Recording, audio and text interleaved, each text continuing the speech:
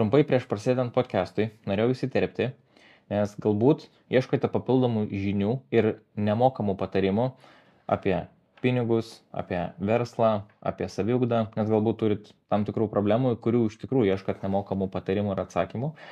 Tai būtent šitas kanalas yra šita vieta, kur galit gauti nemokamai juos. Tai kviečiu prenumeruoti šitą kanalą, tam, kad gautumėt pranešimą, kai išeina naujas podcastas, tam, kad galėtumėt jo nepraleisti ir pradėti savo pokyčius dabar. Labas, Skaiste. Labas, Edvinai. Turim šiandien studijai Skaistę Danilevičiūtę, kuri yra visiškai sporto guru, aš taip pasakyčiau, ir dalyvavo 2020 metais ir Lietuvos čempionate ir tapo absoliuti Lietuvos čempionė, tada buvo 3 vieta Europos čempionate, teisingai? Oho, išmokai teisingai. Tai va. Ir šiandien pakalbėsim visiškai apie sportą ir sveiką mitybą. Tai bus daug žinių jums. Ir pirmas mano klausimas būtų, kokiam tikslui šiais metais skiri daugiausiai savo laiko ir energijos? Visų pirma, gal įžangai norėčiau, Edvinai, padėkoti tau, kad pakvietei mane ir padėkoti už kantrybę, nes tikrai reikėjo ilgai laukti, kada aš čia atvyksiu. Ir iš tikrųjų noriu pasakyti, kad ne tik dėl to, kad laiko stoka buvo, neskiriau prioriteto šiai laidai, bet ir dėl to, kad tiesiog nesu linkus kalbėti apie save, nesu linkus savęs išaukštinti, nesu linkus akcentuoti savo laimėjimų, medalių, nes manau, kad mano tikslas yra išlikti žmogiškai ir nekelti savęs. Noriu, kad kiti žmonės jaustųsi šalia manęs komfortabiliai, nes dažnai būnu tokiose situacijose, kad žmonės ten prisižiūri Instagramų, Facebook'ų arba pasiskaito kažką apie mane ir vizualizuoja manęs dar nepažinę, kad aš esu labai pasikėlus, kad aš labai didžiuojas tuo, ką pasiekus esu. Nors iš tikrųjų taip, didžiuojas, bet neiškeliu to aukščiau savęs ir aukščiau kitų. Tai vat, tuo norėjau pasakyti, kodėl aš nelinkus vaikščioti tokius podcastus ir kalbėti apie save. Bet, aš manau, šiandien kažkaip pasistengsiu gražiai, žmogiškai atsakyti tavo klausimus ir kad ir žiūrovai jaustųsi gerai. Ir negalvotų, dar viena čia fitnesistė, kuri ten laimėjo kelis medalius ir jau čia iš savęs kažką stato, nes tikrai dažnai girdžiu tokių dalykų, tai pasistengsiu būti savim, tokia kokia esu ir nesinervinsiu dėl to, kad ten ar suklystu, ar taip kažką pasakysiu, nes iš tikrųjų tai yra žmogiška ir manau, kad ir žiūrovai matydami tai pasijaus daug geriau, nei matydami žmogų, kuris vien tik kalba apie save iš aukšto ir taip bando save kažkaip, nežinau, supratai, ką norėjau pasakyti. Taip, super, reikia atvirumo. Tai dabar jau keliaujam prie tavo klausimų, padėkojau, pasakiau, kas kaip ir kodėl. Ir padaryta. Ir dabar galim jau kalbėtis. Tvarko, tada kitą klausimą užduosiu, po to sekantį. Kaip prasidėjo tada tavo šita visa kelionė į sportą ir tokias varžybas rimtas? Oi, labai daug pasakot. Pradėti nuo pat pirmų žingsnių, ko gero, taip? Greičiausiai, kad tai bus įdomiausia. Taip. Tai apie patį sportą gal papasakosiu, nuo ko prasidėjo viskas, tai nuo pat vaikystės gilios. Kiek pamenu save, bijau pameluoti, bet manau, kad tai labai nesudarys esmės, bet maždaug kokie 5-6-7 metai, 5-6-7 metų pradėjau žaisti futbolą, nes augau kaime, didžiąją mano aplinkos dalį sudarė berniukai, turėjau brolių, pusbrolių ir jie buvo vyresni ir jie mėgdavo žaisti futbolą ir aš kažkaip visada norėdavau prie jų prisijungti. Nors ne visada manęs norėdavo ten, tokia mažytė mergytė lakstydavau tarp jų, bet jausdavau stipriai, jausdavau galinga ir kad aš moku tą kamuolį mušti, nors ten visiems per kojas daužydavau, bet man buvo smagu ir aš jaučiu azartą ir manau, kad jau tada aš pajaučiu, kad aš esu čia, kad man patinka sportuoti, man patinka konkurencija.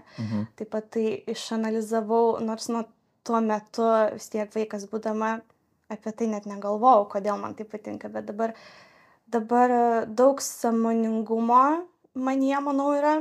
Na, aš tą treniruoju. Ir aš dabar pagalvoju, vat, kodėl aš būdama mergaitė, kodėl man patikdavo tas futbolas, kodėl man patikdavo varžytis, taip pat ir su berniukais, ir su vyresniais, ir su mergaitėm. Manau, kad tai buvo jau mane užkoduota konkurencija, konkurencijos noras, galbūt varžytis, laimėti. Tai mano sportas gimė nuo futbolo, kai aš dar buvau vaikas. Ir po to vystėsi toliau, tai mokykloje mėgau bėgioti, įvairūs maratonai būdavo, tai pradėjau nuo mokyklos. Vėliau kokių 15, gal 16 metų jau prašydavau tėčio, mamos, nuvežkit mane į Vilniaus maratoną. Tai tęsiau ten savo sporto karjerą. Na ir pagrinde iki pilnametystės buvo futbolas ir bėgimas. Aišku, mokykloje daug irgi veiklų buvo ir lengvoji atletika, ir įvairiausi ten sporto rūšių, bet jau nuo tada prisimenu save kaip išskirtinę tokią mergaitę, nes pamenu, ir kai ateidavau į kūno kultūros treniruotės, jau mokytoja kūno kultūros žinojo, kad Skaisti reikia duoti čia preso pratimukų, čia tų kažkokių tai išskirtinių pratimukų, nes jinai jau mergaitė motyvuota sportuoti. Tai, na, o kitiem liepdavo žaisti tinklinį ir kažką panašaus, nes, na, vaikam nebuvo labai aktualu siekti kažko, daugumai, nesakau, kad visiems, bet galbūt mano aplinkoje tuomet, kiek pamenu. Ir, na, kokių 17 gal jau kažkaip vis tiek brendimas, paauglystė, o aš dar berniukų komandai žaisdavau, atsimenu futbolą. Aišku, buvo etapas, kai ir mergaičių žaidžiau, bet ir su broliu, pusbroliu nemažai praleidau laiko, jie ten įvairias komandas kurdavo.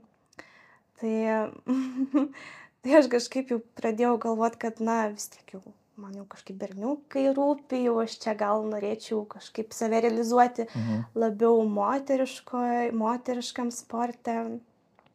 Ir pradėjau domėtis, kuo aš galėčiau dar užsiimti, kur galėčiau save realizuoti. Taip pat norėjau tos konkurencijos, bet tai buvo, manau, kad dabar pagalvojau, kad ne tik apie konkurenciją, tai buvo aplamai apie vertybės. Pirmoje vietoje, manau, kad aš stačiau sveikatą. Tai ne tik buvo apie tai, kad aš čia noriu laimėti, kažką nugalėti, kažkam kažką įrodyti. Tai tikrai ne. Aš manau, kad man nuo vaikystės jau skiepijo tą sveikatingumo vertybę.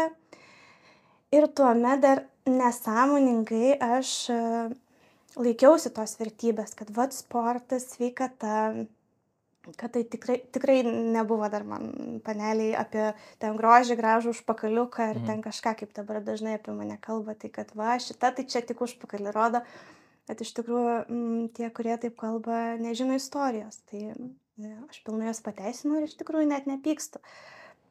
Tai aš tuomet, grįžtant prie tos temos apie vertybės, remiausi vertybėmis ir man sportas buvo kaip tiesiog savęs realizacija, savo vertybės realizacija.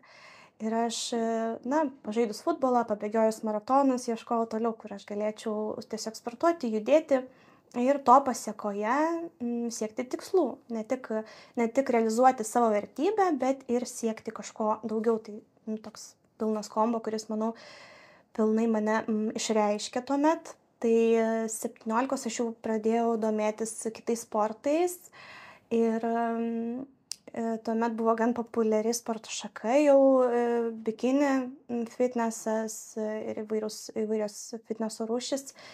Ir tokia Kristina Narbutaitytė buvo ant bangos, sakyčiau, tada jinai dalyvavo, daug nugalėjo daug tiek Lietuvoje, tiek užsienį ir man jinai buvo tokia mūza. Iš tikrųjų, aš ją žiūrėjau, galvoju, čia tikriausiai yra nepasiekiama, nes, tikrai atrodė labai sunku pasiekti to, ką pasiekus jie. Nors dabar bekalbėdama vėlgi atsimenu, kad ir iki Kristinos buvo paieškos, savo istorijos dažnai nepasakoju, tai dar intarpais taip įterpsiu, ką prisimenu. Tai buvau radusi kitą trenerį, iki Kristinos, vyrą trenerį, 17 metų jo, aš jau norėjau, jau šiek tiek gal ir slėpiau nuo tėvų šitą, Sportą? Ai, kad trenerį radai? kad ir apie sportą kad aš norėčiau jame dalyvauti, nes, na, tikrai ir mane dar tuomet mergaitę nieko nesuprantančią gąsdino tie raumenys. Ir aš jau tada, iš tikrųjų keista, bet aš jau tada sąmoningai mąsčiau, kad, na, ko gero, natūraliai čia jos nesportuoja, ten raumenukai, viską, žinai, taip ryškiai. Ir aš jau nieko nesuprasdama nei apie mitybą, nei apie sportą, jau tada galvojau, kad čia kažkur šuo pakastas. Ir kai nuėjau pas tą trenerį, pas vyrą, jis man paruošė mitybos planą, ten papildų įvairiausių, rekomendacijas. Ir, žinai, kažkaip tada aš pradėjau ruoštis. Pamenu, BCA slėpdavau spintelėj, kad mama nerastų, nes iš tikrųjų aš tada pati nežinau, kas ten tokio dydžio tabletė, žinai, BCA, nu, aš tai neįsivaizdavau, kas tai yra amino rūgštys. Žinai, tada atrodo ten 12 ar ten 11 klasėje, kas tos amino rūgštys ir man tai iškart galvoju, nu, ko gero, čia kažkokie steroidai bus, žinai, slėpiu. Ir aš po to kažkaip ilgai, aš gal pusmetį kokį ten pradėjau ruoštis. Dar 17 metų ten. Ta kategorija body fitnesso, man atrodo, tik tai būdavo iki 18, jau tiksliai nebepamenu, gal ir dabar panašiai. Ir pagalvojau, blemba, jeigu aš čia, žinai, taip nedrąsiai ruošiuosi, taip galbūt mažumėlį ir bijau, tai ką man to reikia? Ir aš kažkaip tada sustabdžiau save, nes vėlgi grįžtant prie vertybių sistemos savo, tai sveikata man buvo svarbiausia. Ir jeigu aš tuomet maniau, kad tai nėra sveika, tai stabtelėjus susimąsčiau ir sustojau. Ir pagalvojau, gal aš palauksiu pilnametystės, palauksiu, kol mano organizmas subręs. Bet keista, pasakoju, kas buvo prieš 10 metų. Ir atrodo, 18-17 metų mergaitė jau taip mąstė, tai aš jau savim didžiuojas, kad aš taip mąsčiau, nes iš tikrųjų 17 metų paneliai, bet kas galėjo įtaką padaryti, ten tie patys treneriai, žinai, pasakyti, ten vartok viską ir čia būsi nugalėtoja. Ir kita, žinai, galbūt, kuri nėra tokia sąmoninga arba negyvenam pagal savo tą vertybių kažkokią sistemą, tai jinai ir volia, žinai, paimsiu, aš tas papildus kažkokius galbūt draudžiamus, galbūt ne, bet aš tuomet bijojau ir sustojau ties to. Nors dabar iš tikrųjų galbūt taip gąsdinančiai skamba viskas, nebuvo taip baisu, kaip aš tada galvojau. Ten realiai BCA buvo, glutaminas, ką man davė, žinai, bet aišku, ta pati mityba buvo baisoka. Ten kiaušinio baltymai tik tai, agurkas. Tai vat jau tada supratau, kad čia jau kažkas ne taip, nes tikrai panelės organizmui, augančiam organizmui, bręstančiam tikrai reikia ir riebalų pakankamai, ir tų kalorijų, nes iki 23 dar tikrai vyksta įvairūs procesai organizme, kuomet geriau neriboti tų maistinių medžiagų ir vitaminų ir kalorijų. Tai ir gerai, kad tada sustojau, bet nebuvo tai baisu, kaip pasakoju, bet ir nebuvo ir gerai, nes aš manau, kad aš jeigu būčiau tai tęsus, tai gal dabar nebūčiau tokia sveika. Nes tikrai ten tos alinančios dietos, manau, kad šią laidą vis tiek žiūrės nemažai jaunimo ir mergaičių ir nepilnamečių, tai nėra gerai tos alinančios dietos bręstančiam organizmui, nes gali atsiliepti ateičiai, įvairios ligos, metaboliniai sutrikimai, hormoniniai sutrikimai, kurie gali privesti prie įvairių ligų, tiek hormonų disbalanso, tai yra svorio prieaugio, staigaus, nes jeigu staigiai numetam svorį, ypatingai paauglystėje, ten dar nieko neišmanom, tai tas svoris staigiai auga ir jeigu tai yra brendimo laikotarpis, tai organizmas patiria didelį stresą ir jisai ilgainiui jisai prisimena tai ir po to yra labai sunku tą svorį sukontroliuoti. Tai dėl to aš nesiūlyčiau to daryti iki, bent jau 20, iki 19, jeigu jau taip ruoštis varžybom drastiškom. Yra išimčių, Tai nebent randat labai gerą trenerį, kuris paruošia tobulą mitybą, ne ten kažkokią drastišką, nieko neatima iš jūsų, neeliminuoja angliavandenių, riebalų, o viskas sudėlioja taip, kad jum nieko netrūktų, bet kaloražas būtų, gal mažesnis, bet jum nieko netrūktų. Tada tikrai galima pasiruošti, bet ilgalaikiai perspektyvoje, ne per 2, ne per 3 mėnesius ir net ne per pusę metų. Sakyčiau, pradėti reiktų ruoštis net metus prieš varžybom, jeigu nenorim pakenkti savo organizmui. Tai čia kalba eina apie jauno amžiaus mergaitės, aš apie moteris kalbu, nes iš vyrų perspektyvos yra visai kita tema, aš ten nelabai ir gilinuos. Tai kalbant apie moteris, jeigu ruošitės, tai susiraskite tikrai gerą trenerį, kuris statys sveikatą į pirmą vietą. Tai va. Tai nubėgu kažkur nuo temos. Toliau tęsiu apie Kristiną, pabaigiau kalbėti apie tai, kad aš radau trenerį prieš ir tada sustojau ir susiradau tada Kristiną, kurios požiūris man labai patiko. Jinai neatėmė iš manęs maisto, sudėliojo viską taip, kad man nieko netrūktų. Aišku, tas kaloražas po truputį mažėja, nes pasiruošimas jisai reikalauja to kalorijų deficito, bet aš nesijaučiau blogai.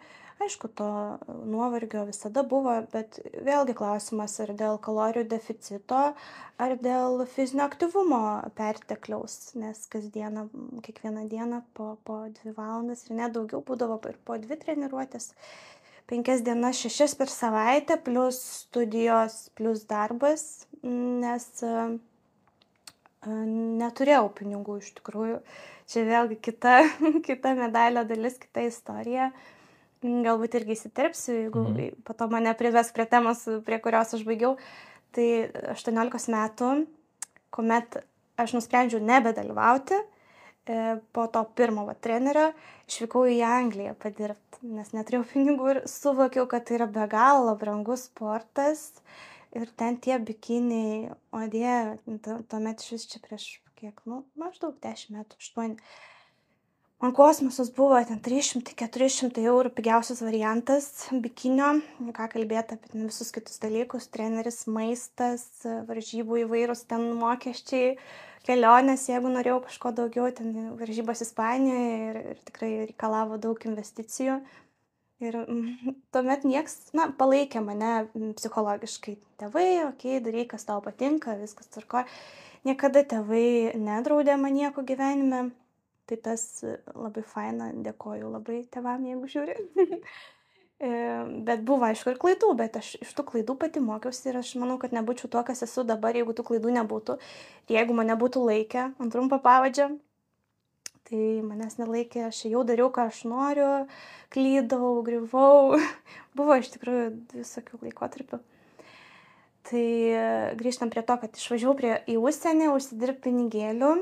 18 ar 19, kažkas tokio, nors buvau pradžiai įstojusi studijas, bet ir gyvenant Vilniuje, aš iš mažo miestelio, iš kaimelio kilus, persikrausčiau į Vilnių ir supratau, kad čia gyvenimas verda ir čia reiktų pinigėlių turėti, o norisi visko, nes tikrai visko, ko norėjau, neturėjau vaikystėje ir man atvykus į Vilnių norėjosi ir pinigų turėti, ir mašiną turėti.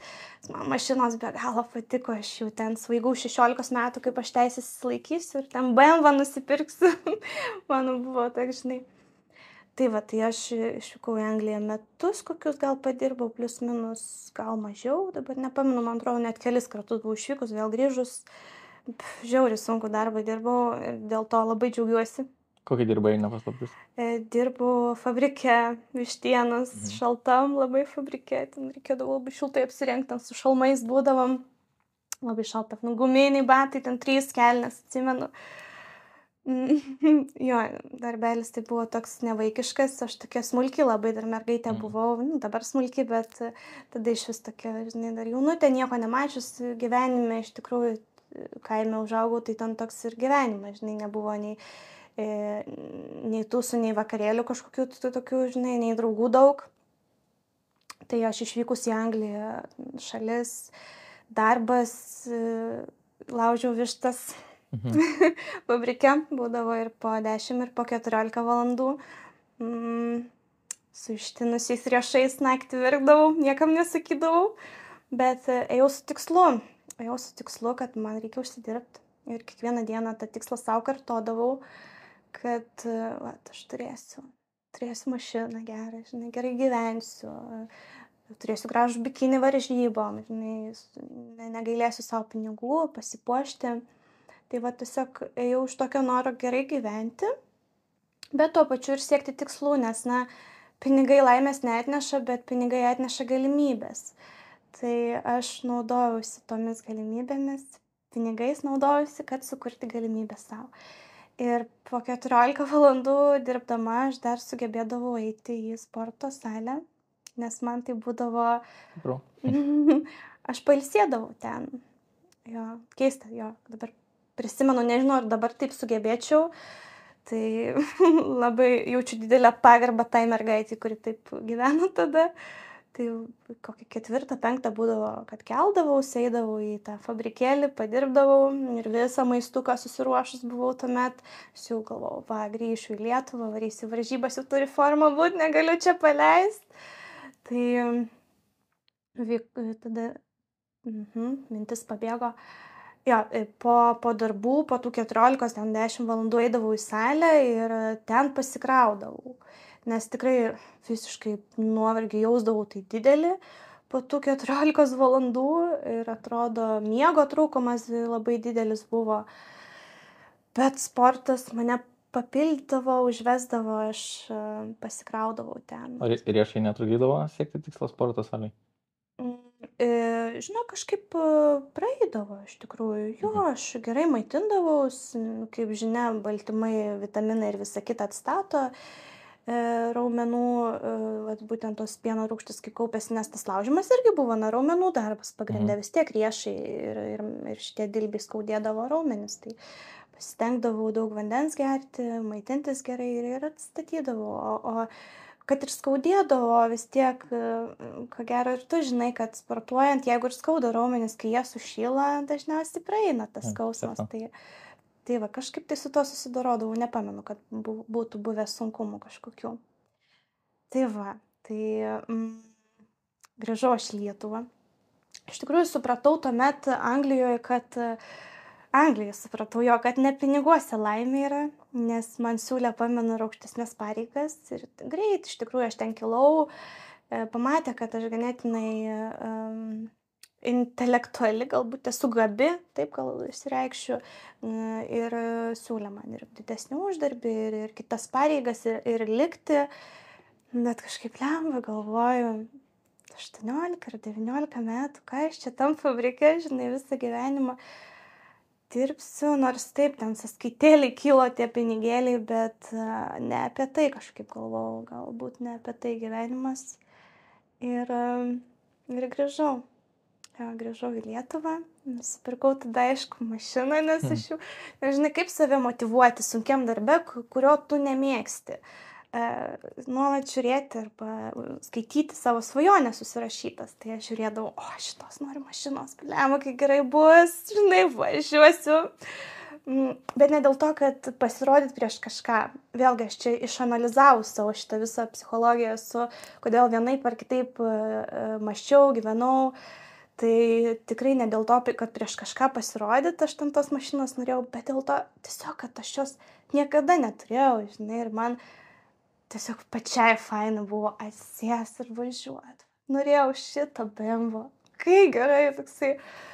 Tai faina labai.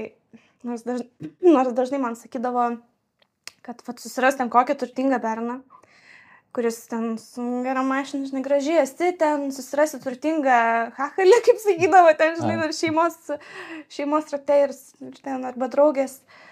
Ir bus laiminga, bet ne, aš kažkaip, žinai, ne apie tai galvoju. Gerai, bernas. Ar bandai kažkada šitą strategiją pasinaudoti, ar ne? Ne, nes noriu pasakyti, kaip aš mąsčiau.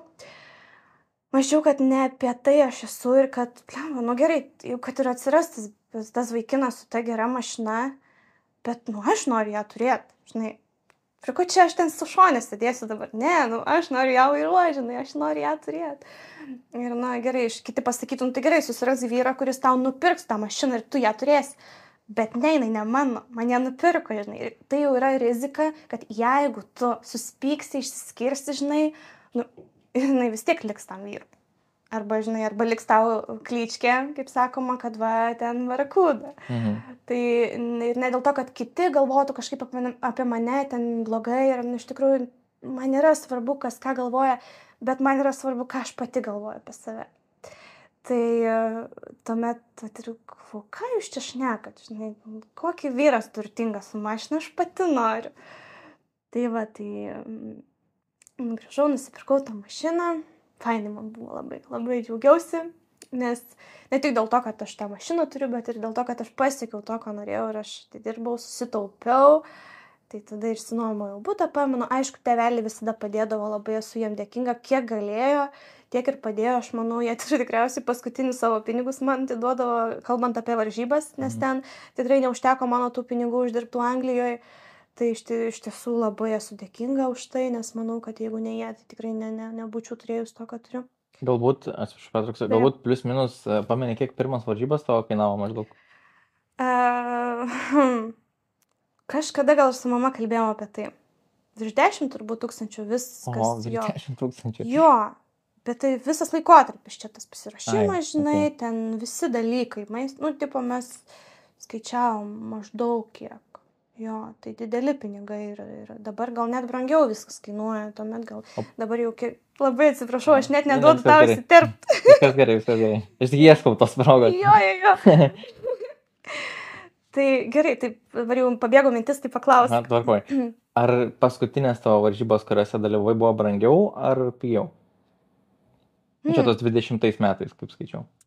Tai čia jau, žinai, čia jau nuo požiūrio, nes iš tikrųjų tas brangiau prieš 5-6 metus, tarkim, kaip tik pradėjau dalyvauti, man atrodė labai dideli pinigai, bet jau tos paskutinės varžybos, kai aš jau ir pati užsidirbdavau, kai aš jau tame ir pagyvenau visam varžybų bume, galbūt ir kainavo brangiau, bet man nebeatrodė tai brangu, nes aš jau uždirbdavau daugiau. Nors dabar, kaip atgaminu, tai aš jau tada ir laimėdavau jau pinigų. Nes kodėl tai brangiai kainuodavo tos visos pirmos varžybos, nes aš nieko dar nelaimėdavau. Tai prasme, ten būdavo, jau čia galvojat, kad aš čia atėjau ir labą dieną aš čempionė, tai tikrai ne. Ir aš labai dėl to džiaugiuosi, kad netapau iškart čempionė, nes tai mane išugdė kaip asmenybę ir požiūrį į kitus ir gyvenimą. Tai tas laikotarpis pradinis, tas taškas varžybų, kai aš tik pradėjau dalyvauti, man labai buvo nesėkmingas. 8 vieta, 10 vieta, 5 vieta. Aišku, tie lūkesčiai buvo be galo dideli pas mane, pas mergaitę, kuri ten, aš čia būsiu čempionė, žinai, dar būdavo toks tikrai, kad lūkesčius savo labai didelius užsikeldavau, bet mane gyvenimas nuleido. Ir labai džiaugiuosi dėl to, nes tikrai išugdė ir charakterį, ir suvokimą. Nes ir pikau, pamenu, ant trenerės, kad kaip čia aš nelaimėjau. Paskui pradėjau aš save analizuoti, žiūrėti tas nuotraukas, lyginti su kitom merginom. Ir tas didžiausias konfliktas savyje buvo, kai tu galvodavai, kad tu esi geriausia, bet tu matai, kad tu nesi geriausia.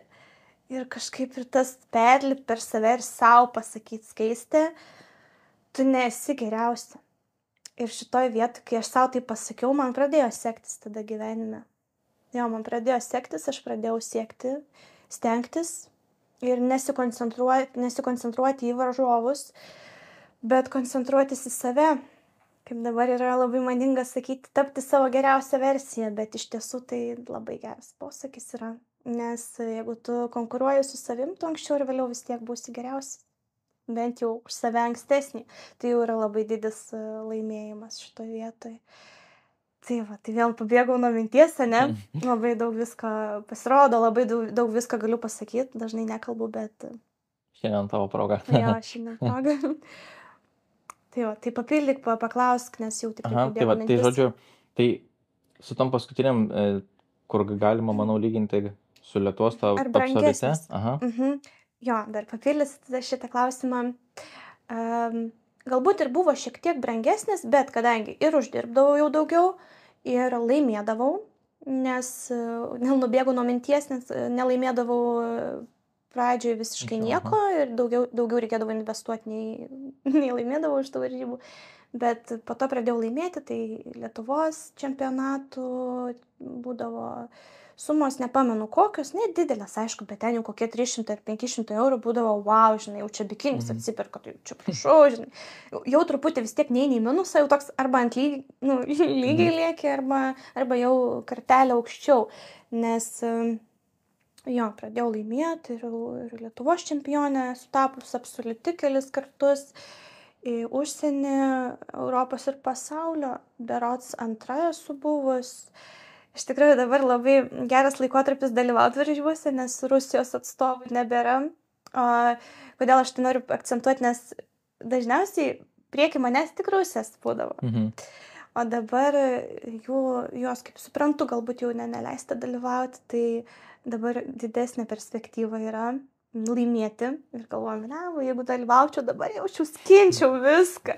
Nes kas buvo mano didžiausias priešininkas, tai Rusijos, ukrainietės gal dar, pagrindė, nes labai daug rusių buvo, ir ten ta konkurencija, ten atstojant scenos net netelpa, virš 30-40 ar net daugiau būdavo, pamenu. Tai laimėdavo ir užsienį, ir Lietuvoje kažkiek pinigėlių, ir buvo tikrai lengviau, ir ta motyvacija tokia būdavo siekti daugiau, keliauti toliau, lipti tais laipteliais. Ir džiaugiuosi, kad nelaimėjau iškart, kad pirmais metais tiesiog ilgai, aš tas varžybas 4 metai gal net būdavo, aš nepamenu kiek. Iš tikrųjų, tu gal net geriau žinai pasiskaitęs, nei aš pati atsimenu. Bet lipau ir mane tai labai užgrūdino ir aš labai dėl to džiaugiuosi, nes dabar ir anksčiau vertinant, stebint kažkiek savo varžovės, ypatingai tos, kurios ateina ir laimi iš karto, tai toks sėkmės faktorius yra gyvenime, kai tu laimi iš karto, dažniausiai ir krenti labai greitai. Arba užsikeli aukštai labai savo, net nepasakyčiau, kad kartelę, bet gal net nosį. Jo, ir tada toksai, aš čia atėjau ir laimėjau, žinai, ir aš čia geriausia. Tai aš manau, kad ir man būtų tai buvę. Jeigu aš būčiau jau pirmam sezone viską laimėjus, aš manau, būtų toksai vis tiek dar nesubrendus asmenybė, nesuvokianti, kad tai yra tik gyvenimo etapas ir kad aukštai kilęs gali labai žemai kristi. Tai aš manau, būčiau irgi tokia, žinai, dabar sėdėčiau, aš čia viską laimėjau, žodžiu, ko čia norite iš manęs. Tai labai esu laiminga dėl to, kad aš nelaimėjau iškart, nes grūdino, privertė mane mąstyti, susimąstyti. Dažnai buvo tokių pakilimų ir nuosmukių. Tai šiaip tos kliūtis gyvenime, jos žiauriai daug duoda mums vertės. Tai va. Tai tiek į tavo klausimą, aš taip atsakau plačiai labai. Ir super gerai, labai įdomu. Paskutinės varžybos, kaip suprantu, buvo 20 metais, pagal tą, ką mačiau, tai čia buvo... Berods prieš karantiną galbūt, man atrodo, jo. Čia rimčiausias buvo iš visų, ar ne? Net neatsimenu jau, bet manau, kad taip. Jo, kai jau daugmaž viską jau ten laimėjau, ką aš norėjau pati, ir aš kažkaip jau tada, gal man jau užtenka. Jau pasiekiau viską, ką aš norėjau. Tai nesakau, kad aš pasiekiau viską, nes dažnai čia kad tas skaistė nieko čia nepasiekus, bet ką aš norėjau tada pasiekiau ir aš savo įrodžiau, kad aš galiu ir tai man buvo labai toks didis laimėjimas prieš save pačią ir aš pasakiau tada, kad jau man čia užtenka, aš noriu save realizuoti, ne tai, kad kitur, bet tiesiog save realizuoti, dirbti, padėti kitiems, daugiau koncentruotis į darbus, į mokslus, galiausiai laisvalaikiu tą pačią knygą paskaityti, nes varžybinis laikotarpis tie metai, aš realiai palaidojau savo jaunystės metus, nuo pat 17 iki 24, vien tik sportas, sveika mityba, jo. Tvarkoj. O tai ar esi, pavyzdžiui, naudojus draudžiamus kokius nors preparatus. Ai, va, apie tai nepakalbėjom. Ne, žinok, kaip ir minėjau, aplamai aš turiu tokį požiūrį, kad jeigu žmogus gyvena pagal savo vertybių sistemą, jis bus visada sveikas, laimingas ir jam viskas seksis. Tai aš tą praktikuoju, aš stengiuosi, bet aišku, ne visada tai pavyksta. Bet kas liečia sveikatą, aš visada tai išlaikiau, kad ne, duokit man, ką norit, bet aš geriau savom jėgom, savo krauju, kaip sakant, prakaitu sieksiu, bandysiu, arba pasieksiu, arba ne, bet aš bent jau vėlgi prieš save sąžiningas turi būti. Jeigu aš žinau, kad aš padariau viską, ką aš galėjau natūraliai, tai jau man yra žiauriai didelis laimėjimas ir man nereikia niekam nieko įrodinėti, nes aš jau savo įrodžiau.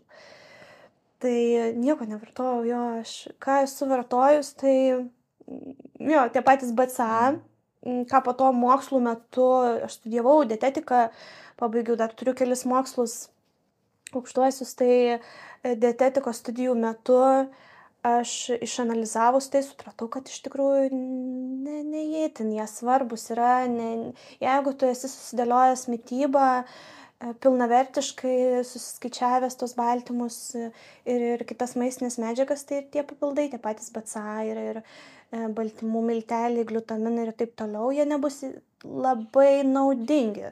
Nebent tau trūksta to, tai okei.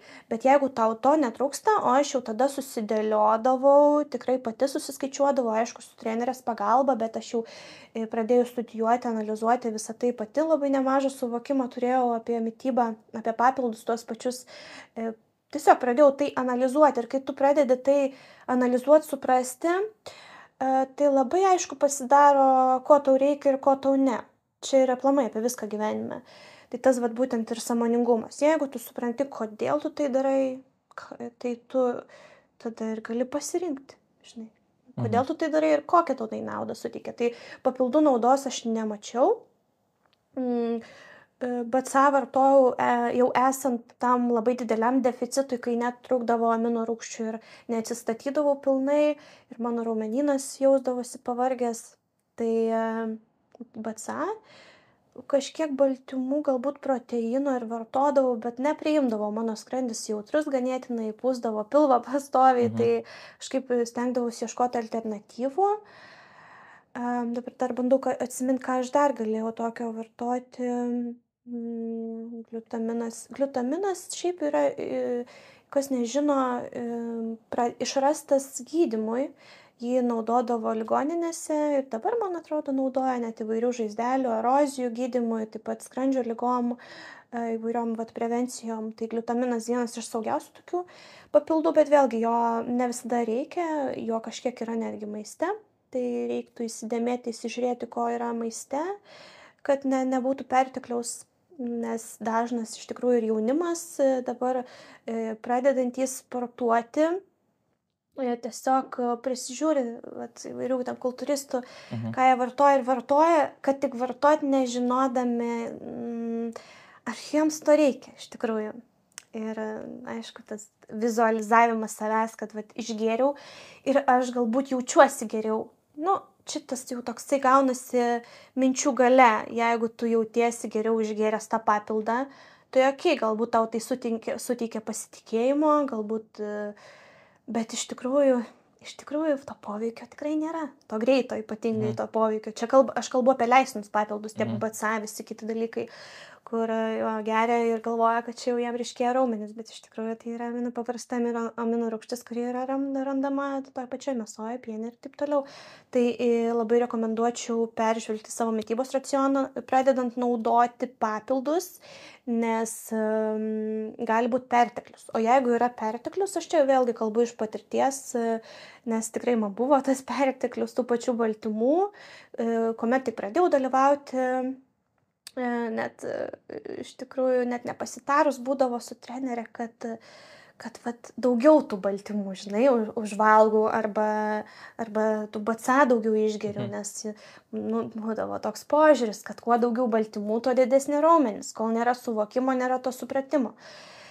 Tai būdavo man perteklius tikrai ir tie kepenys tada, kaip šiek tiek streikuodavo. Tiesiog jausdavau tai per savijautą, per odą, nes kuo daugiau baltymų ir tų pačių šiaip įvairių tablečių, vitaminų, juk tai yra chemija. Kaip bebūtų, nėra ten natūralių papildų, žinai. Natūralūs papildai yra gamtoje ir natūralūs papildai yra maiste. Natūralių papildų nebūna. Ta pati plėvelė, žinai, į kurią yra įvinioti tie milteliai papildų ir vitaminų, viskas prasifiltruoja pro mūsų kepenis, žinai, ir kitus organus. Ir tai užteršia kažkiek organizmą. Dar jeigu mes neišgeriam pakankamai vandens per dieną, neišsivalom organizmo, tai yra labai didelis nuodas. Aš dar, sorry, įsiterpsiu. Taip. Tai pavyzdžiui, jeigu plėvelės ar nėra, tai tu tada rekomenduotum skystus papildus gerti? Taip, tada skysti papildai arba milteliai. Aišku, mano požiūris toks yra labai sveikatinantis, aš vis nerekomenduočiau šitų papildų gerti, ypatingai kai yra jie su priedais, saldikliai, eritroliai ir panašiai, tai nėra natūralūs. Stevija vienas iš natūraliausių saldiklių, bet vėlgi atkreipkite dėmesį, kiek tos stevijos yra, nes dažniausiai būna ten 0,01 stevijos procentų ir ten paskui 99% eritrolio. Tai labai yra svarbu atkreipti dėmesį, ko yra tose papilduose, ypatingai tie, jeigu, tarkim, gerai, renkamės miltelius, o ne tabletinius papildus, tai reikia žiūrėti sudėtį. Aš jeigu vartodavau kokį ten glutaminą arba tą patį BCA, tai milteliais, nes milteliais ir natūralius, be skonių.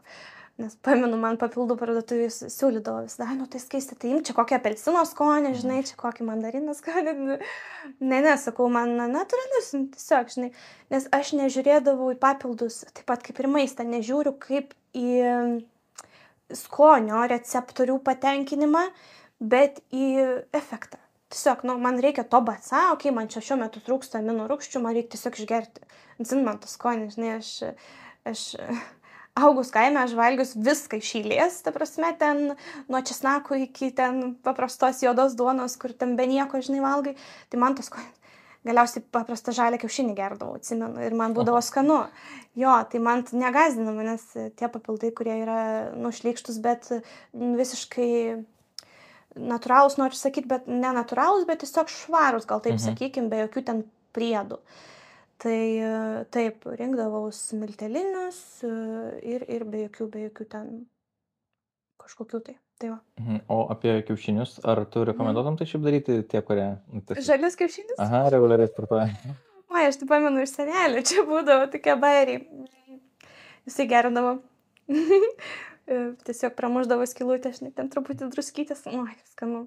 Paragaudavau, ir man kažkaip skanu, dar donykę užsikasdavau, dar kokie ten, nežinau, lašinukai, žinai. O gyti tiesiog būdavo, bet iš tikrųjų, aš vaikas tada nieko nesuprasdavau.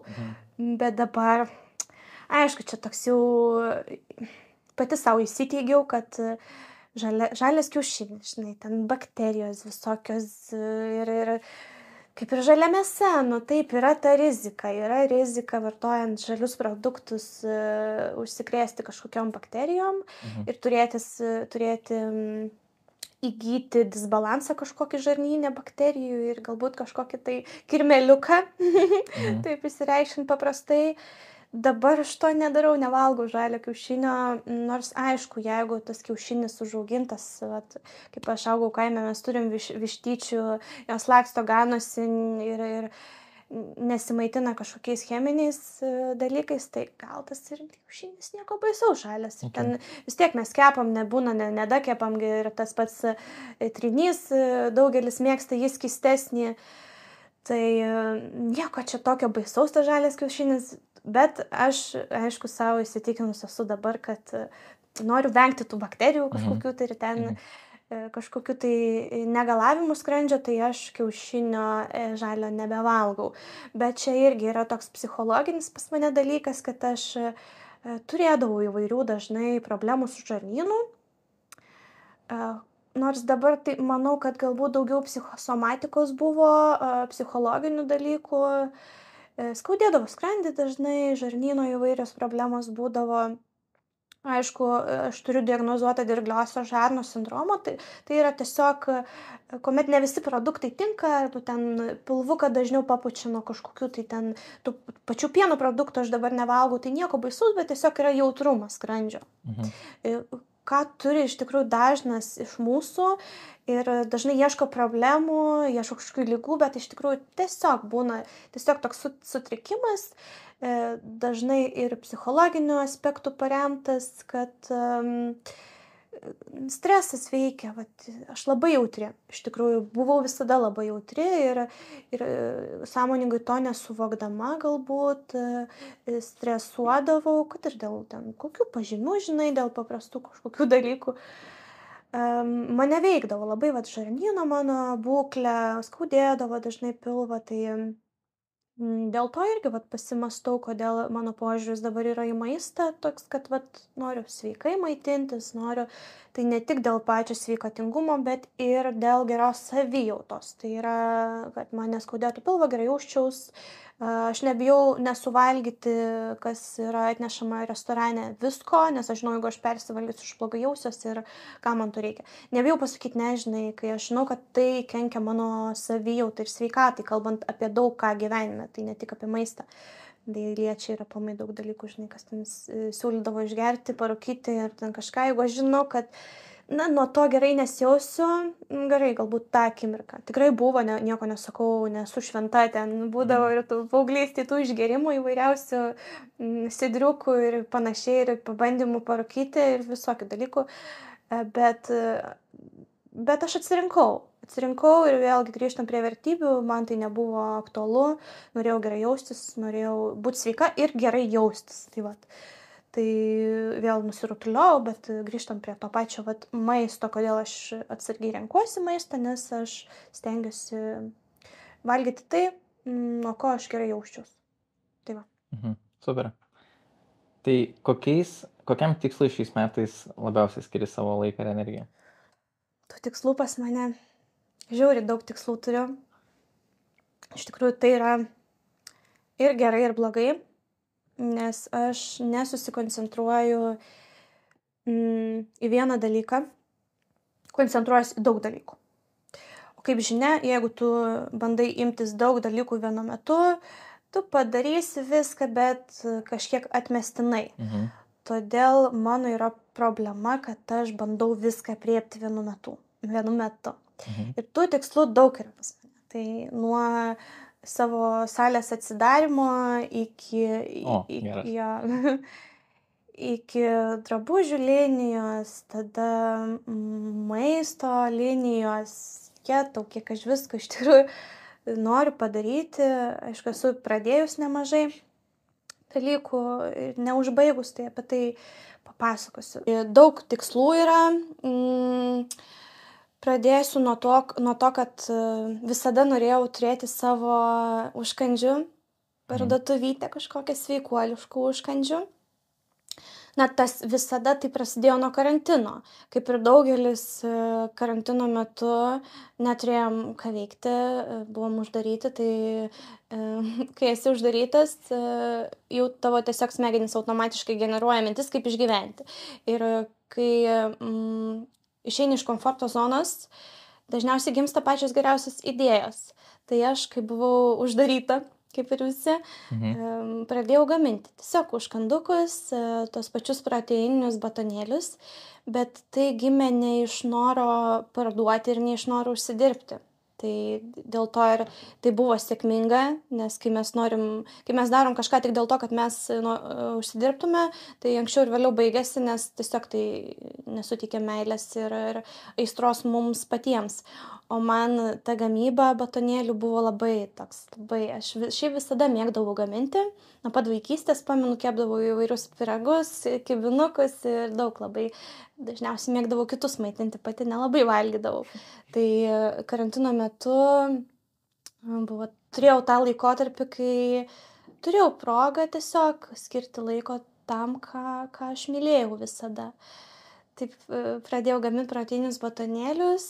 Ir ne tik dėl to, kad man patiko, bet ir dėl to, kad man nepatinka ir nepatiko proteininiai batonėliai tie, kurie yra parduodami parduotuvėse.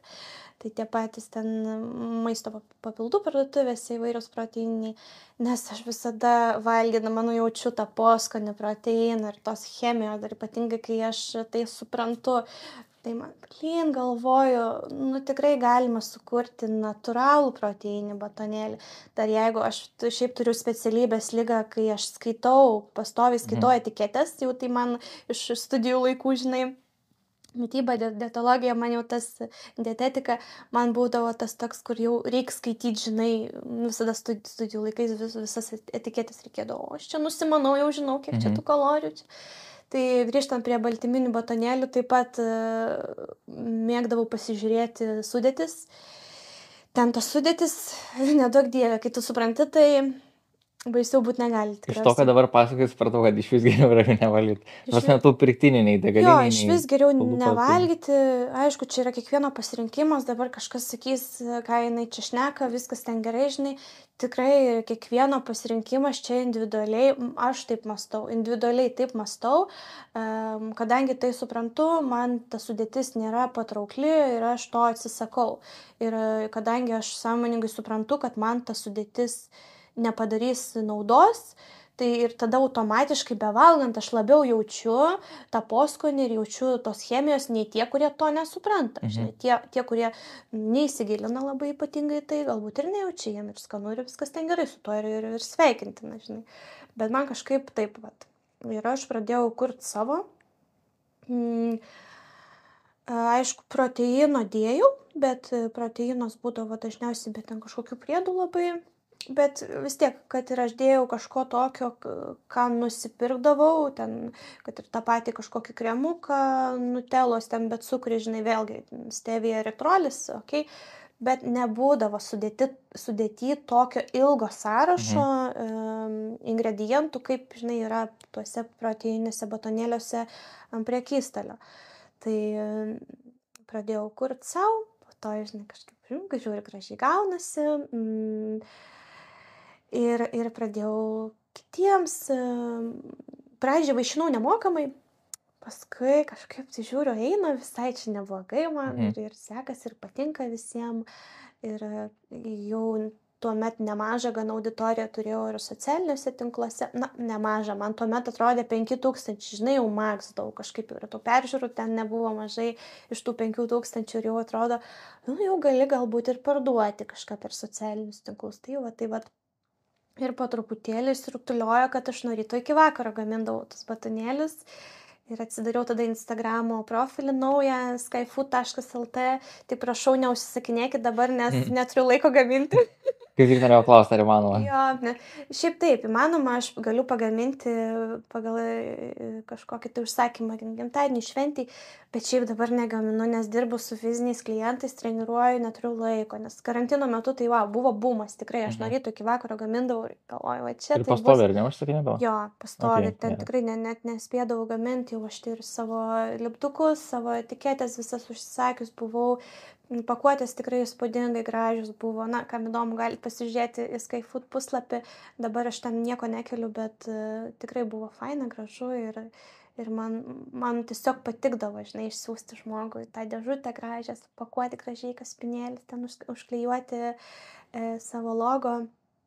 Aišku, ir tuos pačius batonėlius mėgdavau labai puošti įvairiai ten ir pabarstukai įvairūs. Ir vėlgi čia gal ir tokia ir meno rūšis, iš vienos pusės pasižiūrint, aš šiaip esu tokia, galbūt ir kažkiek matosi, kažkiek prie meno esu baigus meno mokyklą, nuo vaikystės lankius pamokų visą laiką žingsniuodavau, piešdavau, tapydavau, tai galbūt kažkiek susiformavo tai ir meno gyslelė pas mane.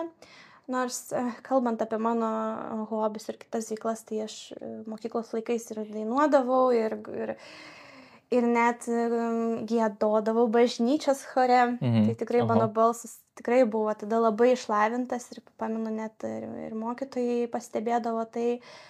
Bet kažkaip tada linkau labiau prie dailės, piešimo ir, aišku, sportas užėmė. Tai kažkaip aprėpti visko vienu metu net negalėjau, net ir norėdama. Ir dabar tas pats toks požiūris žiūri mano paauglystės, kur nori daug, bet negali aprėpti. Dabar su tuo kovoju, dar noriu daug, bet negaliu visko aprėpti. Tai va, tai pradėjau nuo tų batonėlių, fainai sekėsi, tikrai viskas labai ten liuks buvo, bet baigėsi karantinas, reikia kažkur eiti dirbti, įsidarbinti. Tas stereotipas visgi dar galioja. Dabar manau, kad jeigu tu nedirbi pagal darbo sutartį, tu nieko gyvenime neturėsi, nepasiimsi paskolos, nieko nenusipirksi, žinai. Tai aš, aišku, mergaitė būdama galbūt ir tikėjau tuo, kad na gerai, reikia eiti kažkur padirbti, tai mečiau tas savo batonėlius. Vis tiek namie gamindavau, mane gazdindavo tie dalykai, popierizmai, kad reikia susitvarkyti, žinai, čia reikia daryti savo patalpas, nes aš tada taip simboliškai tiesiog gamindavau, žinai. Tai va, ir tada aš įsidarbinau daug kur dirbau, taip neklausiai, bet taip prabėgom galiu papasakot, buvo šiaip tie tokie, dar galiu papasakot apie save, bet taip trumpai, tai pradėjau aš dirbti iš vis gal nuo 12 kokių metų, gal net anksčiau. Aš manau, kad tokia ne tik meno, bet ir verslo gyslelę turiu, nes tai irgi ateina iš vaikystės, pas daugelį, ką mes dabar turim, tai daug kas ateina iš vaikystės. Tai aš panalizuojant save, matau, kad atsimenant save, 12 metų aš jau ten triušiukus augindavau, pardavėdavau, vienais skelbimuose, žinai. Pamenu, tėvai nupirko porelį ir aš ten nori augink, žinai, mes nežiūrėsim. Tai aš 5 ryto atsikeldavau ir 6 prieš mokyklą per pusnis einu į tą tvartelį, skututas, markytės, maitinu triušiukus ir darydavau bizniuką iš to. Va, tai tau mergaitė 12 metų, tiksliai nepamenu, kiek man buvo, bet maždaug taip augindavau. Tai mano buvo toks pirmas versliukas, tada paauglystėje. Tiesiog norėjau turėti savo pinigų, tai padavėja, esu dirbus ir administratorė, tokių darbų įvairiausių buvo. Tai vat, grįžtant prie karantino ir kai jis baigėsi, reikėjo įsidarbinti. Tai pamenu, administratorė kažkur įsidarbinau klinikoje, tuomet aš studijavau, aš kolegijoje, tai negalėjau pagal specialybę dirbti. Bet tiesiog ėjau tuo požiūriu, kad atseit reikia tiesiog dirbti pagal darbo sutartį, nesvarbu ką, bet tiesiog dirbti.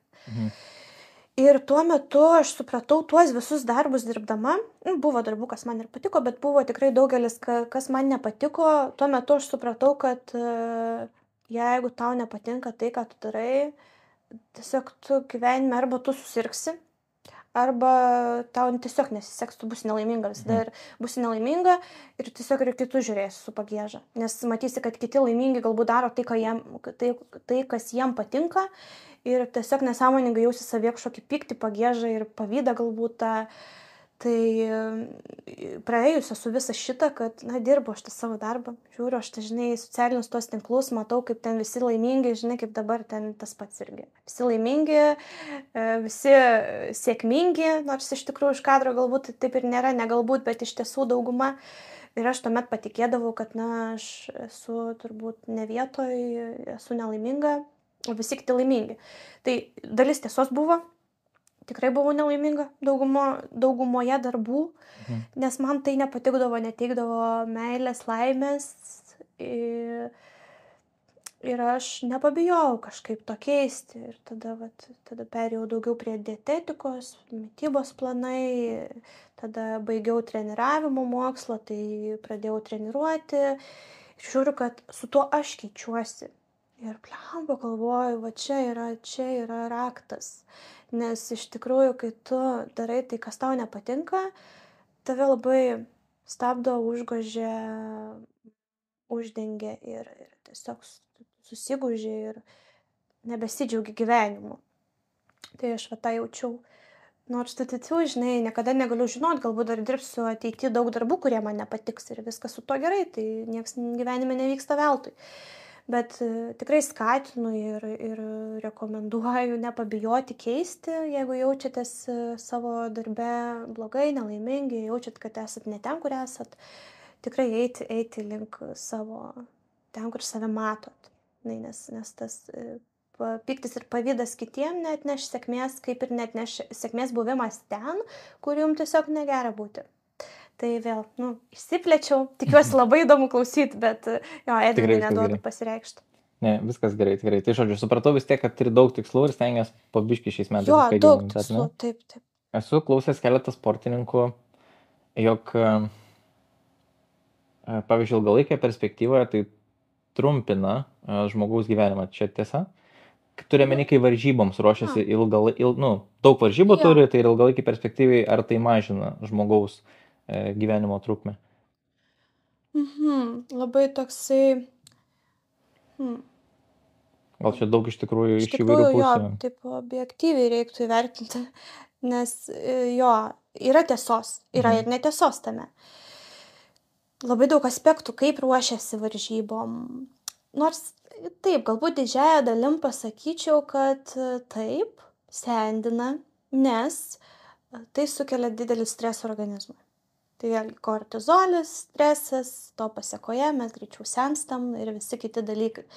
Tai kalbant apie varžybas ilgalaikį perspektyvoje, jeigu dažnai daug dalyvauja sezonas po sezono, nuolatiniai svorio kritimai ir augimai, vėlgi tai ir odai nėra labai didelė nauda, nes, reikia susitraukti ir vėl išsitemti. Tai tas senėjimo procesas galbūt labiau ne tiek vidinis, kiek vizualiai besimatantis yra. Bet jo, kortizolis, stresas, taip pat hormonų tie nuolatiniai šuoliai ilgalaikiai perspektyvoje, vis tiek mes matom tos kultūristus, kurie 10-20 metų tame gyvena ir tikrai, dauguma neatrodo jauniau, bent jau jauniau, tai tikrai neatrodo. Kažkiek tai sendina šitas dalykas, taip. Jo. Okay. Kokius pagrindinius mitus galėtum paneigti apie mitybą? Mitų labai daug. Pagrindiniai mitai. Nevalgyt po 6, tas toksai dažniausias. Paneigt galėčiau jo, nes nesvarbu, kada mes valgom, svarbu, kiek mes valgom. Tai kad ir po 6, jeigu mes tikrai ten žinom ką ir kiek, tai visiškai nekenkia organizmui ir tikrai nereikia to bijoti ir prieš miegą užvalgyti. Gerai, ten 10 minučių prieš miegą užvalgai, tai jo, apsikrauna tas skrandis ir organizmas tada taip nepailsi miego metu. Bet jeigu valandėlę kitą prieš miegą pavalgyt kažkokio lengvesnio maisto, tai tikrai nepakenks. Bet jeigu persivalgyt, tai jo, tada bet kuriuo atveju kenkia. Tas po 6 ar ne po 6, bet kada. Tai jo, mitas toks, koks čia mitas gali būti, kad cukraus alternatyvos yra sveikesnis nei pats cukrus. Tai vėlgi čia galima ginčyti šitoj vietoj, nes, tarkim, renkantis datulę ir renkantis saldainį, jie maždaug taip pat pakels cukraus lygį kraujyje. Jie maždaug tokį patį poveikį turės organizmą. Tai, kad yra vienas natūralus, o kitas yra nenatūralus produktas. Tai čia tik tai tas yra skirtumas. Kaloražas daugmaž panašus, aišku, žiūrint ten saldainiukas kokio dydžio, jeigu kaip datulė tokia ir saldainis ten per pusę mažesnis daugmaž bus panašus kaloražas. Bet ne visada yra cukraus alternatyvos, ten tokios kaip datulės, kaip pavyzdį duodu, ne visada yra sveikesnės, aišku, žiūrint iš kokios perspektyvos pažiūrėsi. Taip, tai yra sveikesnis produktas, bet jeigu metant svorį, tai įtakos nepadarys kitokios, kaip tas pats saldainis. Ir dar apie saldiklius kalbant, kad saldikliai irgi sako dažnai yra geriau nei cukrus. Irgi galėčiau pasiginčyti, aišku, kažkas paneigtų, kažkas pritartų, kažkas norėtų pasiginčyti, bet saldikliai, kaip jau ir kalbėjom, kaip jau ir minėjau anksčiau, nėra natūralūs daugumoj. Aišku, yra ir įvairių natūralių saldiklių, taip kokia ten agavos sirupas, stevija ta pati, kas ateina iš gamtos, vėlgi. Bet dauguma tų saldiklių būna nenatūralūs, nes tai yra pigiau, marketingas visą kitą, greičiau parsiduoda. Tai ne, šitą irgi paneigčiau, kad nėra sveikiau rinktis batonėlį su eritroliu, nei batonėlį su cukrum. Nes tas cheminis saldiklis, jisai gali tikrai padaryti žalos tavo organizmui didesnės nei paprastas saldainis, kuriame tik yra tik cukrus. Okay. Tai šiaip metu daug, reiktų atkasti, pagalvoti, prisiminti apie tai. Jo. Bent jau keletą aptarėm. Jo, keletą. Tvarkoj, dabar esu atrinkęs auditorijos tokius protingiausius klausimus, kurie buvo tikrai protingi. Čia apie mane buvo klausimų? Tiesiog. Apskritai, ko norėtų paklausti, pavyzdžiui, apie sportą? Geras, gerai. Taip, tai pirmas buvo klausimas. Ar galima gerti kolą zero, ar ji taip pat kenkia kaip ir paprasta kola? Nu, čia turi menį gal nekenkia, bet ar ant tiek pat nesveika yra? Mhm. Kažkada skaičiau mokslinį straipsnį, bijau sumeluoti, tiesiog negaliu pacituoti, neatsimenu tiksliai, bet reziumė buvo toks, kad po to straipsnio, kad zero kola nėra sveikiau nei paprasta kola.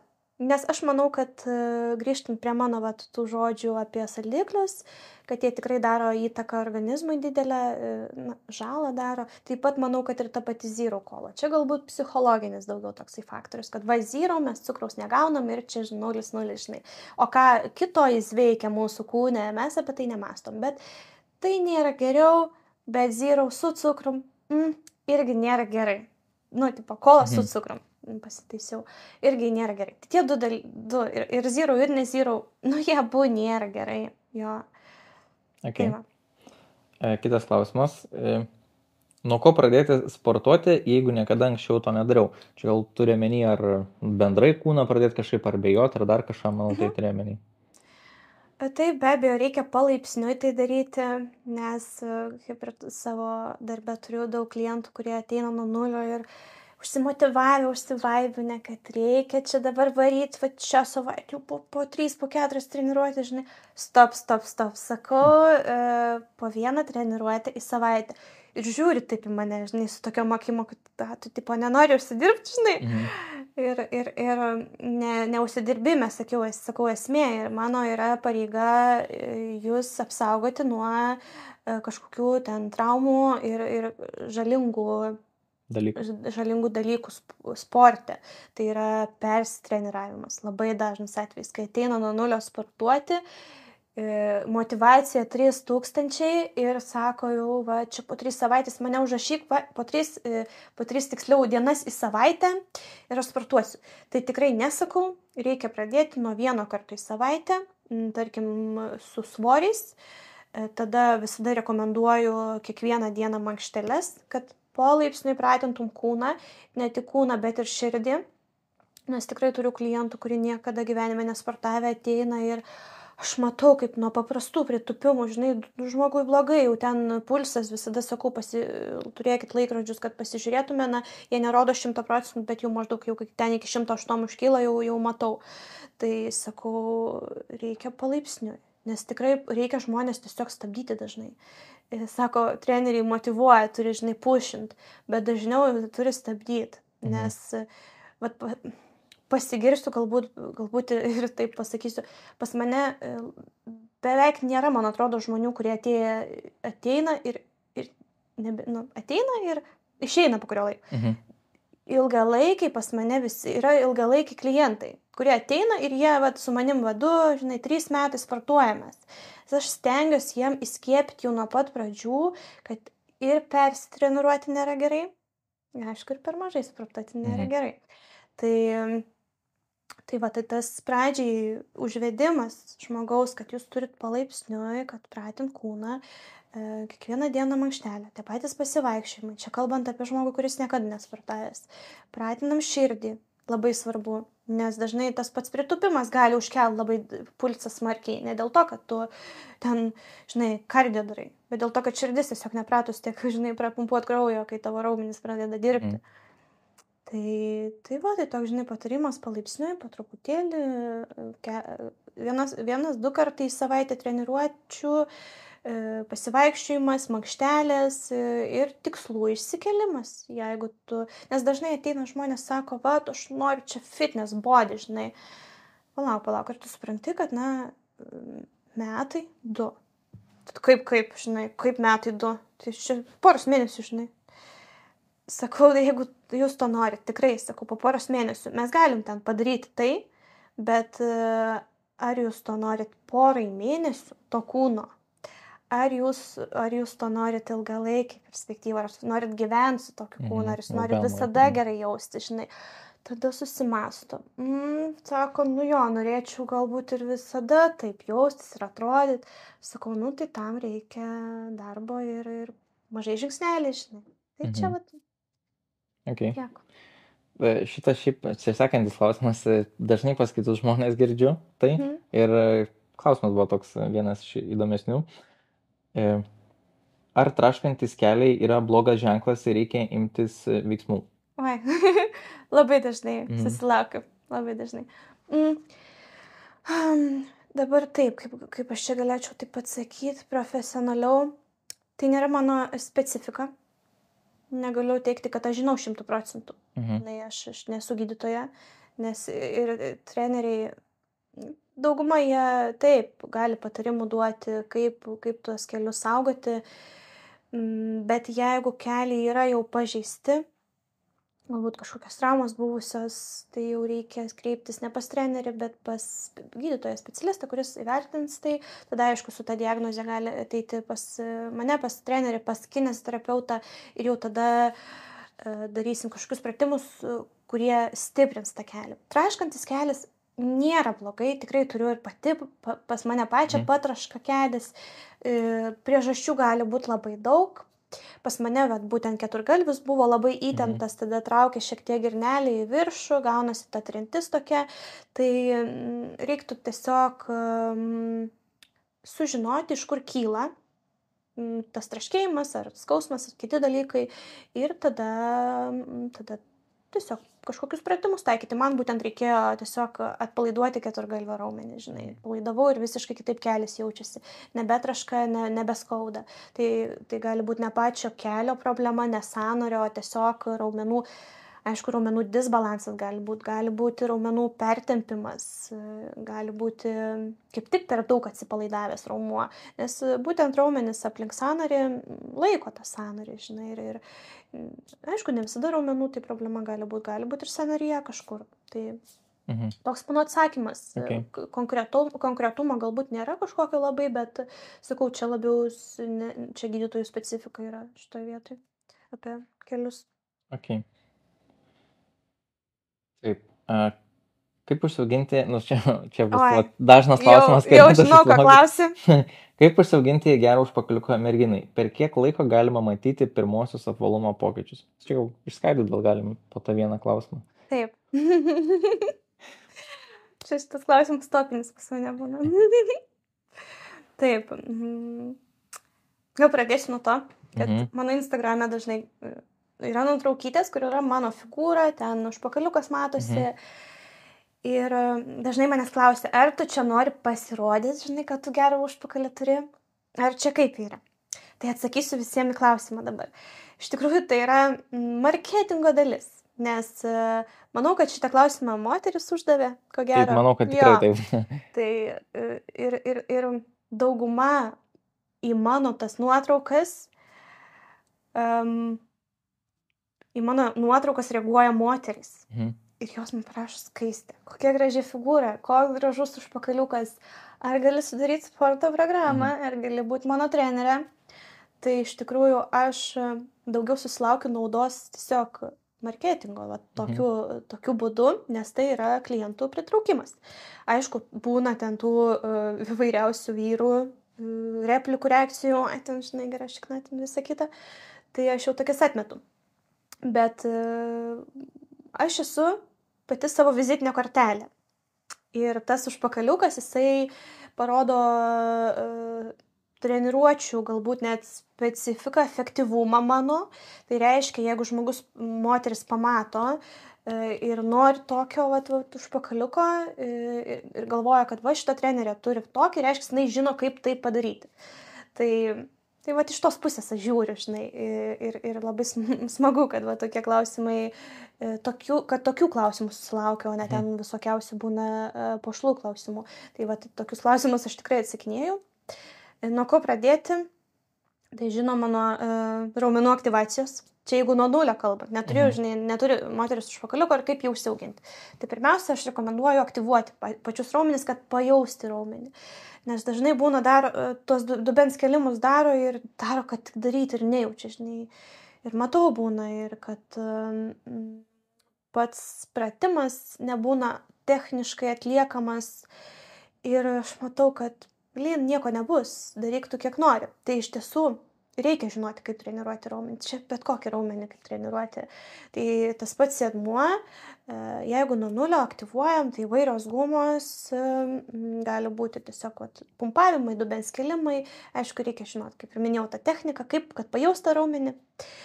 Tada pereiti labiau prie šiek tiek didesnių svorių, bet nerekomenduoju iškart ant didelių svorių šokti. Nes irgi dažnai pastebiu salėj, kad jaunas mergaitės ten po, nežinau, 100, po 120 kg ant dubens kelia. Aš tiek, nekeliu ir aš galiu viešai prisipažinti, kad aš iš vis gal kokiu tik tai 60 kg darau, su 60 kg darau dubens kelimus, tai čia yra nedidelis svoris, bet kaip matot veikia, tai reiškia ne apie tai, yra ne apie svorį, nes iš tikrųjų prie svorio raumuo pripranta. Jeigu jau tu 100 kg užsidedi ant dubens, tai po kažkiek laiko reikės daugiau kelti. Tai aš nesinaudoju šitą strategiją, aš jeigu jaučiu, kad aš su 60 efektyviai techniškai galiu padaryti 15 pakartojimų ir man jau 15 yra sunkus, reiškia viskas su to ir tau tikrai nereikia 100 kg, kad užsiaugintum gražų didelį riestą užpakaliuką. Tai pradedant nuo aktyvacijos, tada prie svorių, palaipsniui kelimo. Esmė yra kuo geriau pajausti raumenį. Čia bet kas, bet kuriam raumeniui šitas galioja. Tai kuo geriau jauti raumenį, tuo esi geriau dirba, tuo daugiau tu jį geriau jį augini, tada auga. Jeigu skauda, kaip sakom, tai auga, čia yra toks posakis. Čia aišku yra ir kitas dalykas, ten pieno rūgštys įvairios kaupiasi ir taip toliau, bet taip vis tiek auga raumuo, nes plyšta. Tada užsipildo tos ląstelės ir jeigu gauna maisto raumuo, atsistatymo, būtina yra. Aišku, čia man yra savaime aišku, bet noriu akcentuoti, kad būtina yra maitinti raumenį, ypatingai po treniruočių, prieš, aišku, irgi labai svarbu, pakankamai baltymų, nes kalbant apie treniruotės, pasakiau, ten aktyvacija, visa kita, ten svoriai, pratimai techniški, bet prie to, jeigu mes nepridėsime tinkamos mitybos, vis tiek tas raumuo neaugs ir tas už to užpakaliuko jūs neužsiauginsit.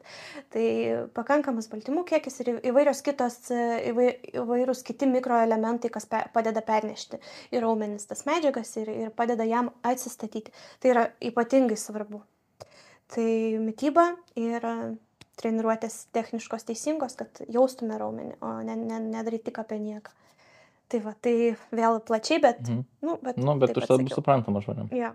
Okay. Čia toks mano asmeninis klausimas. Koks būtų patarimas, kaip apskaičiuoti, pavyzdžiui, gerųjų riebalų kiekį, kiek tau reikia? Čia imkim moterį, pavyzdžiui. Galbūt galiu taip pasakyti... tokį viduriuką, moteriai mažiausiai 60 reikia gramų riebalų per dieną. O jau po to ten viskas pagal svorį, dėliojasi. Dabar mintinai, aš ir nepasakysiu, kaip ten tiksliai viską apskaičiuoti reikia, jau ir su tais mitybos planais senai dirbau, bet mažiau 60, aš net pamenu varžybų metu, mažiau 60 gramų aš nevalgydavau. Riebalų, aišku, kokie riebalai labai svarbu. Tai sotieji, ten gerieji riebalai. Sotieji yra blogiukas, šioks toks blogiukas, reiktų pamažinti, bet rekomenduoju labiau kreipti dėmesį į geruosius baltymus, kas ypatingai yra moterims svarbu, įvairiem hormonam, ten moteriškom veiklom, įvairiom organizme. Tai gerieji riebalai, omega 3 labai yra svarbu, tą disbalansą susitvarkyti šitoje vietoje. Tai va. O riešutų sviestas, manau, viskas tvarkoja, ar ne? Ar ne? Riešutų sviestas, kiek pamenu, daugiau ten yra sočiųjų, man atrodo, riebalų, bet viskas su tuo gerai, riešutai yra gerai, ta prasme, tai yra natūralu, riešutų sviestas, taip, jisai yra ypatingai kaloringas, kas meta svorį, reiktų paskaičiuoti, jau pasverti, kiek jau, nes kas daugiausiai riebalai turi kalorijų, tai riebalai yra angliavandeniai, tai juos reiktų, jeigu metant svorį, juos jau reiktų paskaičiuoti ir pasverti. Tai va. O kuo skiriasi sotieji tarp gerųjų riebalų? Sotieji, Gal kad sotų, tipo? Toks tiesiog pavadinimas yra sotieji riebalai, jo. nu, sotieji riebalai, jie ir cholesterolio lygį kelia, žinai, ir kraujagyslėm nėra ypatingai gerai. Nu, toksai riebalas kaip riebalas, bet jis nėra geras riebalas. Gerieji riebalai, tai vat, įvairūs omega, žinai, ten ir visi kiti, jie daro daugiau teigiamos įtakos mūsų organizmui, tai veikia antiuždegimiškai, ten turi įvairių ir mikroelementų, vitaminų, tai tikrai geriau juos rinktis, bet kuriuo atveju. Mhm. Jo. Prieš pasibaigiant podcastui, kviečiu prenumeruoti kanalą tam, jog kai išeis kitas podcastas, jūs gautumėt pranešimą į telefoną ir galėtumėt pasižiūrėti sekantį podcastą, kuriame dalinsimės vėl nemokamais patarimais, kas liečia karjerą, discipliną, sėkmę, pinigus, verslus ir visa kita. Ir tai gausite nemokamai būtent čia. Todėl prenumeruok. Dabar bus greiti Q&A, kurie skirti kaip ir pabaigai. Tai atspėjai tą klausimą. Tai pirmas būtų svajonių vaikino savybės. O, prašau. Man iš tikrųjų yra labai svarbu, kad vertybės sutaptų. Tai tos savybės, jos gali būti ir skirtingos, bet vertybių sistema turėtų sutapti. Tai turėtų... Galiu kokias 5 įvardinti, pavyzdžiui. Jo, tai jam turėtų būti svarbus sveikatingumas, sportas, sveika mityba, taip pat kažkiek ir,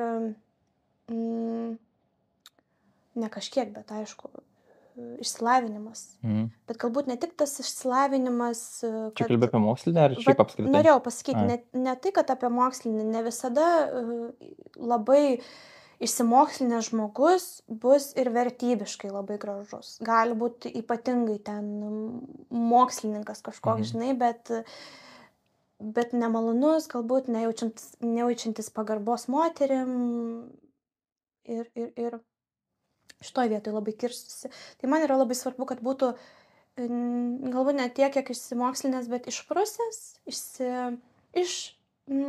kaip čia pasakyti... Intelektualus gal tiesiog. Galbūt intelektualus, bet kitaip norėjau pasakyti, išauklėtas. Va šitą žodį norėjau pasakyti, kad tiesiog jaustų pagarbą. Jo, pagarba yra svarbiausia, šiaip viena iš svarbiausių aspektų vyro. Aišku, sportas, mityba, visą kitą paminėjau. Ir tuoj atgaminsiu kažkaip, senai galvau, kokią, žinai. Tai labai dar yra svarbu, kad realizuotų save kažkur. Va tas. Nes dabar pastebėjau, kad poros yra linkusios gyventi vienas kitų gyvenimą. Jeigu vienas savęs nerealizuoja, neturi savo pomėgių, ten savo draugų kompanijos ir visokių tokių dalykų, kuriuose gali būti savim ir save šiek tiek galbūt kelti ir lipti laiptelis aukštyn, gerai jaustis su tuo. Tai manau, kad tada poroje būna toksai, kad vienas stengiasi dėl savęs, žinai, ten bando siekti kažko, darbas, sportas, karjera, žinai, pomėgiai, draugai tie patys, o kitas smaugia, nes jis to nedaro. Ir gaunasi toksai, kad, tarkim, kaip pavyzdys, žinai, mergina gyvena vyro gyvenimą, ten tai yra, tu čia su kuo buvai, kur buvai, ten... viską išpasako turi, žinai, negali eiti, negali ten to, negali ano, ir gaunasi ne tik, kad draudimas, bet toks ir net išklausinėjimas toks nuolatinis. Toks tardymas, turi viską nuolat žinoti, jis tau turi papasakoti, bet tai yra jau toks psichologinis, žinai, kur realiai tu reiškia neturi savo, savęs neturi kur realizuoti, galbūt neturi savo pomėgių, nesi itin laiminga savo gyvenime, kažkas yra negerai, galbūt darbas, kažkas, žinai, nepasitikėjimas savimi kažkoks. Ir tada gaunasi, kad tu nuolat tardai tą vaikiną ir tas, manau, kyla iš to, kad tiesiog nerealizuoji savęs ir konfliktiškai, žinai, tada gaunasi viskas taip konfliktiški santykiai, toksiniai santykiai, kaip labai madinga sakyti dabar. Tai dėl to aš norėčiau, kad mano vyras turėtų savo, žinai, pomėgius, darbą, draugus tos pačius, valia išeina, ačiū Dievui, galiu pagaliau, žinai, su savim pabūt, knygą paskaityti ir man nieks nesaproto. nes labai nemėgstu tos trinties, labai nemėgstu, kai, arba šiaip ir nemėgstu, kai ir manęs nuolat klausinėja, žinai, ten gyvena mano gyvenimą, ten pasiaiškink, kur, su kuo, kada, žinai, ten to negali, ten.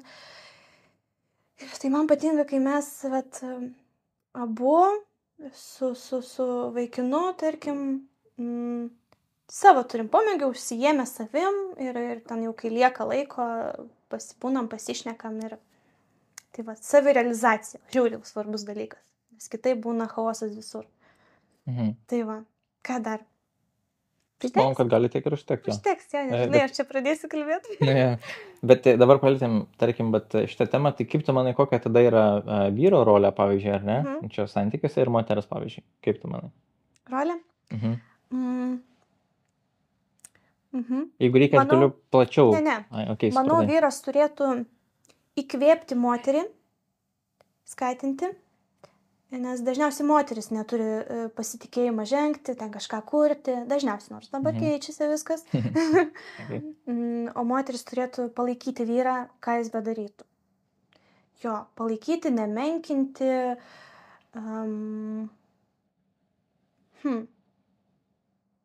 Jo, tokie galbūt pagrindiniai trumpi aspektai, tai yra moteris turi palaikyti, vyras turi įkvėpti. Jo. Okay. Aišku, gal čia daugiau kažką norėjai paklausti apie tai. Ne, viskas gerai realiai. Taip tinkamai realiai toks ir buvo klausimas. Nes dabar, irgi, kad pastebiu tas paras, aš šiaip labai mėgstu stebėti žmonės. Man patinka stebėti žmonės. Ir pastebiu, kad tie konfliktai išeina iš to, kad moteris galbūt net nesąmoningai pažemina savo vyrą. Tu čia to nesugebėjai, žinai, tai jis ir nebedarys to, nes jau tiesiog tu žemini, žinai, taip, galbūt jam ir nepavyko, bet tu pastumėk jį, pasakyk, gerai, čia gal tau ir neišėjo šį kartą, bet tugi žiūri geras, tu padarysi iš antro, iš trečio karto, žinai. To vyram dažnai trūksta palaikymų iš savo moterų, aš manau, nes, dabar moteris irgi bando tokia, žinai, labai... Aš čia viską pati galiu. Taip, mes viską galim, aš irgi viską pati galiu ir kovoju su tuo, kad, reikia truputį pristabdyti tos arklius, nes vyras turi jaustis vyru, kad ir tu viską sugebi, bet leisk, žinai. O moteris turėtų pabūti moterim, nesakau, kad visada visur, žinai, jeigu nori kalnus verst, tai ten versk už namų ribų tos kalnus ir įrodinėk visiems, kokia tu esi, žinai. Bet namie, manau, kad moteris turi pabūti moteriškai ir palaikyti vyrą, o nesakyti, tu čia šūdą padarei, žinai, ir čia nieko nesugebi, duok aš pati. Tai dažnai pastebiu ir manau, kad tai yra klaidinga. Tai va. Ok, gražios vertybės. Taip. Sekantis klausimas yra, geriausia tavo gyvenimo pamoka yra? Oi, tų pamokų buvo. Tarkim, viena tokia, kur labiausiai išmokai galbūt kažką. Tai galbūt... Galiu aš taip tiesiog atsakyti, geriausios pamokos gyvenime man yra nesėkmė. Nes tik nesėkmių dėka mes tobulėjam ir mokomės. Tai taip norėjau atsakyti šitą klausimą. Okay, super. Šiaip tų nesėkmių yra buvę daug. Tai kaip ir minėjau apie varžybas, kad nepatenkinu savo lūkesčių, pradžiai ten būdavo nesiseka, nelaimiu kaip noriu, žinai. Tai nugesina, bet ir taip padeda tobulėti, siekti, mokytis, analizuoti save, labiau sąmoningai viską žiūrėti ir augina asmenybę. Tai geriausias pamokos yra nesėkmės. Okay. Tai va, apie tai. Sekantis klausimas - pinigai ir sveikata, tačiau 100% sveikata iš to, ką kalbėjome. Jeigu turi sveikatą, užsidirbsi ir pinigų, bet kuriuo atveju. Ok. Tavo gyvenimo moto vienu sakiniu. Nepasiruošiau šitam klausimui. Okay. Bet tuoj. Moto.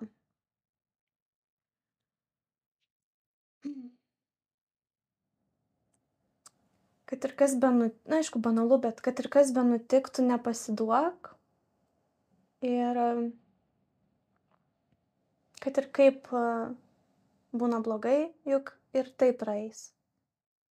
Tai jo, tokie mano pagrindiniai gal moto, ko aš laikausi, apie ką aš dažnai pagalvoju, kad nes tikrai būna ten tokių kalnelių, kai darai kažką gyvenime.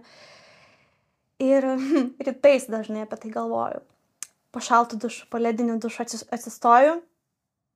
Taip šalta, taip nemalonu. Ir galvoju, palauk Skaistė, ir tai praeis. Ir, šiandien jau gerai yra tai, kad jau šiandien už šitą dušą šaltą jau nieko blogiau nebus. Ok, labai gerai.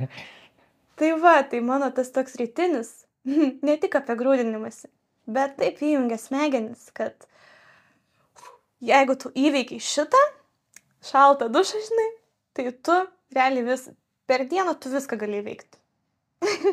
Ok. Tai va taip. Ok. Ir dabar paskutinis klausimas, ką savo klausytojams palinkėtum? Palinkėčiau klausytis savęs. Kaip jau ir minėjau laidos metu, reaguoti į save, į savo pojūčius, ten, kur esate gyvenime.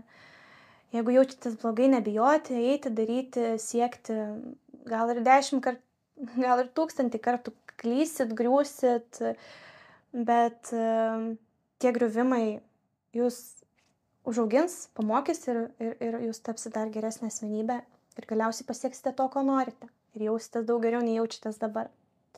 Tai tiek galiu pasakyti. Kas norėsit treniruotis pas Skaistę, tai paliksim jos Instagramą, paliksim ir Skype-ūdą, kad užpultumėt su užsakymais. Ir tvarkoj, ačiū jums ir iki kitos laidos. Ačiū tau.